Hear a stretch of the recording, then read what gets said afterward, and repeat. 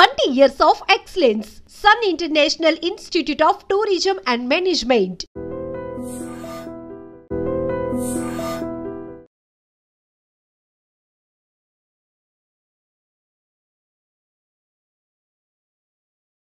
Yeah! Sir. Actually students BTech చదువుతూ సబ్జెక్ట్స్‌తో పాటు వాళ్ళ స్కిల్ డెవలప్‌మెంట్స్ కోసమని రకరకాల యాప్స్ డౌన్‌లోడ్ చేసుకుంటూ ఉంటారు. కొన్ని యూట్యూబ్‌లో వీడియోస్ చూస్తూ ఉంటారు. యాక్చువల్లీ అసలు వాళ్ళకి బీటెక్ చదివే స్టూడెంట్స్‌కి స్కిల్ డెవలప్‌మెంట్‌కి సంబంధించి మంచి యూట్యూబ్‌లో వీడియోస్ కానీ ఇలాంటి అంటే ఏమైనా స్పెసిఫిక్‌గా యాప్స్ కానీ ఏమైనా ఉన్నాయా? వాళ్ళకి యూజ్‌ఫుల్ కంటెంట్ కోసం. యెస్.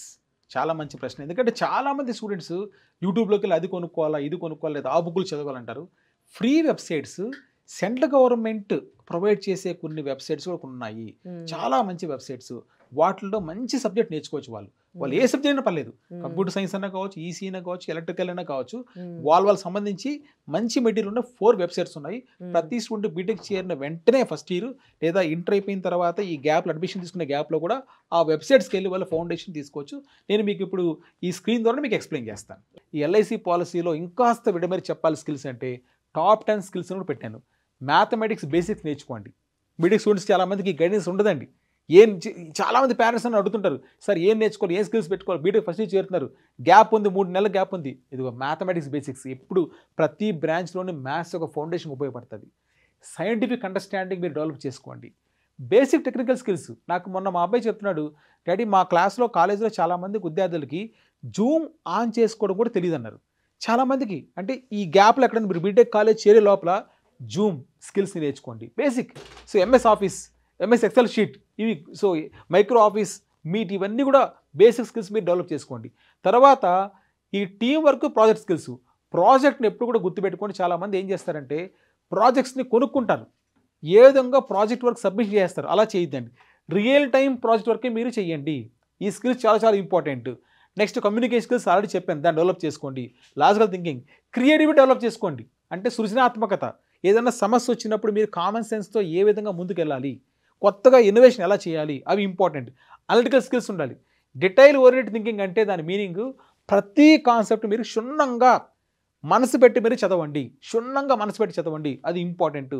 తర్వాత అడాప్టబిలిటీ అంటే మీరు ఇక్కడ తెలుగు వాళ్ళు తమిళనాడులో చేరారు లేదా కర్ణాటకలో చేరు, ఆ సిచ్యువేషన్ తగినట్టు మీరు మారండి. అడాప్టబిలిటీ ఉండాలి.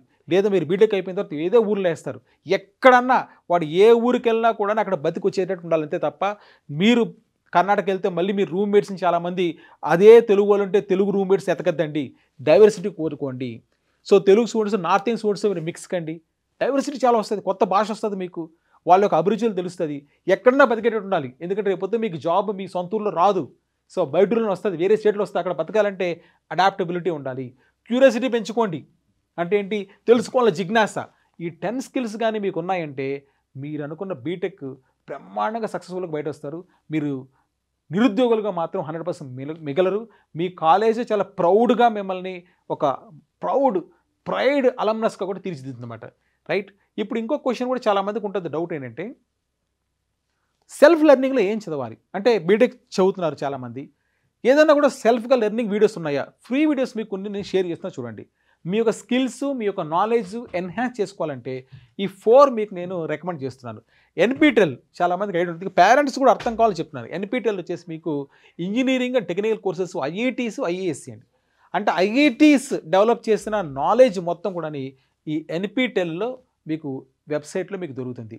చాలా చాలా మంచి వెబ్సైటు, అథెంటిక్ అండ్ స్టాండర్డ్. అక్కడ మీ సబ్జెక్ట్ నాలెడ్జ్ని బాగా డెవలప్ చేసుకోవచ్చు. అలానే స్వయం అని మీకు కోర్సెస్ ఉన్నాయండి, ఆన్లైన్ కోర్సెస్ చేయొచ్చు. ఇది అన్ని గవర్నమెంట్వే, ఫ్రీనే ఇదంతా కూడా. మీరు బీటెక్ మీరు సిఎస్సి చేస్తున్నారు, ఆర్టిఫిషియల్ ఇంటెలిజెన్స్లో ఒక సర్టిఫికేట్ కోర్స్ చేయాలి మీరు, దాంట్లో మీరు స్వయం కోర్సెస్లోకి వెళ్ళి చేయండి. డిజిటల్ మార్కెటింగ్ చేయొచ్చు. ఇవన్నీ కూడా ఫ్రీ కోర్సెస్, మంచి కంటెంట్ ఉన్న కోర్సెస్. ఎందుకంటే చాలామంది పేరెంట్స్ అని అడుగుతుంటారు, స్టూడెంట్స్ కూడా అడుగుతారు, ఏ కోర్సెస్ చేయాలి, ఆన్లైన్లోకి వెళ్ళాలంటే విపరీతంగా ఉంటుంది. బెస్ట్ కోర్సెస్ మీకు చెప్పాను, ఈ టైప్ చేస్తే చాలు మీకు వస్తుంది. తర్వాత వర్చువల్ ల్యాబ్స్, మీరు lab experience, EC, triple E, right, mechanical, civil, మీరు వర్చువల్ ల్యాబ్స్ అనేవి మీరు టైప్ చేసి అక్కడ మీరు ల్యాబ్ ఎక్స్పెరిమెంట్స్ని నీట్గా ఆన్లైన్ ద్వారా మీరు నేర్చుకోవచ్చు. నెక్స్ట్ ఈ యంత్ర అని ఉంటుందండి. ఈ యంత్ర జస్ట్ టైప్ చేస్తే చాలు మీకు రోబోటిక్స్ అండ్ ఎంబెడెడ్ సిస్టమ్స్ మీద ఈ యంత్ర పోర్టల్ ద్వారా మీరు నేర్చుకోవచ్చు. ఈ 4 వెబ్సైట్స్ మీకు నేను చెప్తున్నాను. So self learning websites BTech students కోసము నోట్ చేసి పెట్టుకోవచ్చు మీరు. సో ఇంతవరకు మీకు చెప్పాను స్కిల్స్ని. మ్యాథ్స్ అంటే ఏంటి? The maths is the language of engineering అండి. Mathematics basics, algebra, calculus, logical thinking, engineering students problems అంతా కూడా ఈ అవసరం అవుతుంది. మ్యాథ్స్ మీకు ఎక్కడైనా ఇగ్నోర్ చేయొద్దండి. సైంటిఫిక్ అండర్స్టాండింగ్ అన్నాను. గుడ్ ఇంజనీర్ అంటే ఎవరు? ఒక గుడ్ సైంటిస్ట్ అండి. అవునా కదా? సైంటిఫిక్ అండర్స్టాండింగ్ కంపల్సరీ ఉండాలి. ఫిజిక్స్, కెమిస్ట్రీ మళ్ళీ మిమ్మల్ని వదలదు. ఎంపీసీ చేసిన స్టూడెంట్స్ కూడా అండి. సో వీటి మీద కూడా పట్టు ఉండాలి. లాజికల్ థింకింగ్ అంటే చెప్పాను మీకు, ఎగ్జాంపుల్స్ ఎక్స్ప్లెయిన్ చేశాను మీకు. సో నెక్స్ట్ క్రియేటివిటీ అని చెప్పాను. Engineering in is innovation in action అన్నాడు. సో ఇంజనీరింగ్ ఒక ఇన్నోవేషన్ అంటే నవకల్పన చేస్తారు మీరు, అవునా? దానికి క్రియేటివిటీ చాలా ఉండాలి. ఇప్పుడు ఫర్ ఎగ్జాంపుల్ మీకు మన అబ్దుల్ కలాం గారు ఏరోస్పేస్ ఇంజనీరింగ్ చేశారు. ఏరోస్పేస్ ఇంజనీరింగ్ చేసిన తర్వాత అతను గొప్ప సైంటిస్ట్ ఎలా అయ్యారు? కేవలం సబ్జెక్ట్తోనే అయిపోలేదు, కాలేజీ నేర్చుకున్న సబ్జెక్టే కాదు కదా. దాంతోపాటు ఆయన ఓన్గా ఆయన తెలివితేటలు జోడించారు, ఇన్నోవేషన్ చేశారు, క్రియేటివిటీ, సృజనాత్మకత ఆలోచించారు. కాబట్టి ఈరోజు గొప్ప సైంటిస్ట్కి వెళ్ళారు. ఒక బీటెక్ స్టూడెంట్ ఒక గొప్ప దేశం గర్వించే సైంటిస్ట్కి ఎదగడానికి కారణం ఏంటంటే ఆయన అప్లై చేసిన creativity and problem solving skills అని చెప్తున్నాను. తర్వాత బేసిక్ ఐటీ స్కిల్స్ నేర్చుకొని చెప్పాను ఆల్రెడీ. నెక్స్ట్ అనలిటికల్ స్కిల్స్ అంటే ఏంటి?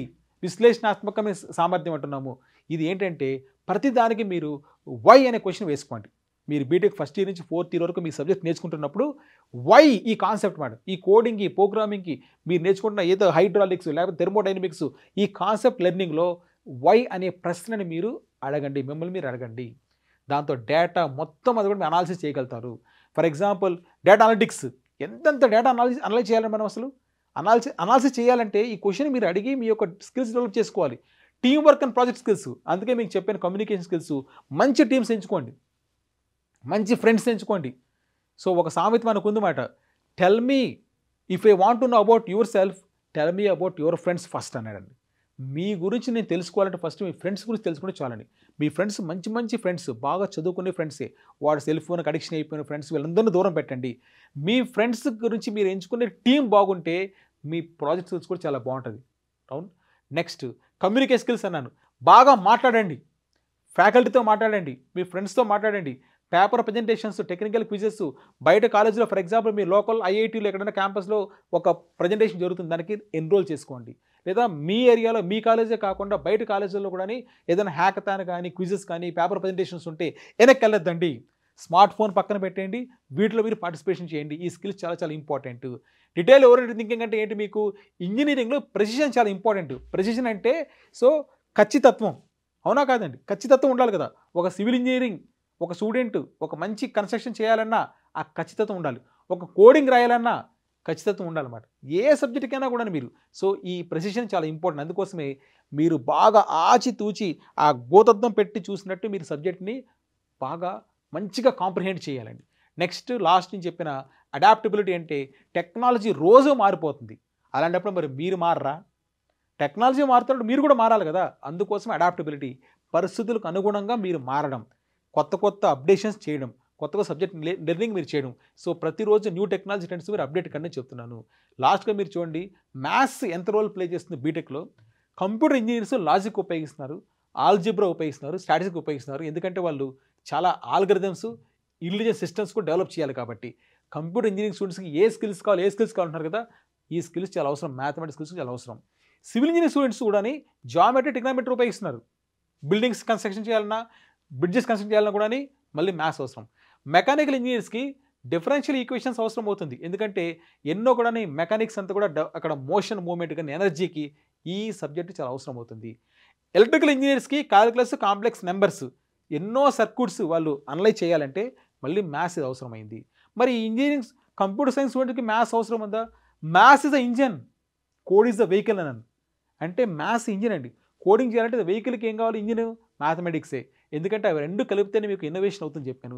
వితౌట్ మ్యాథ్స్ సిఎస్సి మీకు కోడ్ రాయడం ఎలా ఉంటుందంటే అసలు హౌ, వై ఎలా వర్క్ చేస్తుందో మీకు తెలియకుండా చేయడం అవుతుందని చెప్పాను. సో మ్యాథమెటికల్ నాలెడ్జ్ అనేది ఎప్పుడు ఉపయోగపడుతుంది. ఇంటర్మీడియట్ స్టూడెంట్స్ ఎవరైనా కూడా వీడియో చూస్తున్నా కూడా మ్యాథ్స్ మంచి ఫౌండేషన్ ఉంటే బీటెక్లో మీకు చాలా చాలా హెల్ప్ అవుతుందని చెప్తున్నాను. సో మొత్తం మీద ఈ స్కిల్స్ మీరు నేర్చుకున్నారంటే నేను సమ్మరైజ్ చేస్తున్నాను. ఎల్ఐసి పేరెంట్స్ గుర్తుపెట్టుకోండి. ఎల్ అంటే ఏ బీటెక్ స్టూడెంట్ అయినా కూడా ఫస్ట్ ఇయర్ చేరిన దగ్గర నుంచి 4th ఇయర్ లోపల వాళ్ళు అయిపోయిన 4 ఇయర్స్ అయిపోయిన తర్వాత మంచిగా సక్సెస్ కావాలంటే క్యాంపస్ ప్లేస్మెంట్ అయినా లేకపోతే హయ్యర్ ఎడ్యుకేషన్లో బెస్ట్కి వెళ్ళాలంటే 3 స్కిల్స్ మీరు. ఎల్ అంటే లాజికల్ థింకింగ్, ఐ అంటే ఇంటర్పర్సనల్ కమ్యూనికేషన్, ఒకరితో ఒకరు మాట్లాడండి, ఫ్యాకల్టీ ర్యాపో చేయండి, తర్వాత ఎన్నో కాంపిటీషన్లు మీరు పార్టిసిపేట్ చేయండి. దాని ద్వారా మీకు ఇంటర్పర్సనల్ కమ్యూనికేషన్ స్కిల్స్ బాగా డెవలప్ అవుతుంది.